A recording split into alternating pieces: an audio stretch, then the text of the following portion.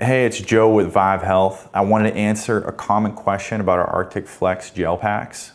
One question that we get a lot is, can you heat the packs up? Because they have the name Arctic Flex. Everybody thinks it might just be for cold.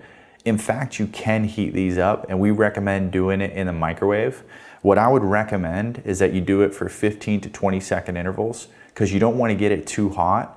You want to put it in the microwave.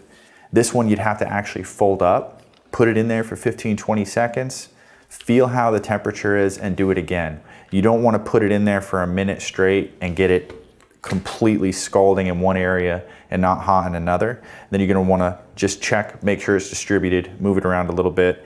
And then once you get it out, the vinyl material can go directly on the skin, so you can just put it right, drape it over your shoulders, and it's going to provide that relief. I actually have a little bit of neck pain now, so I kind of wish it was hot so I could feel it and have that soothing relief. I might do it after this video.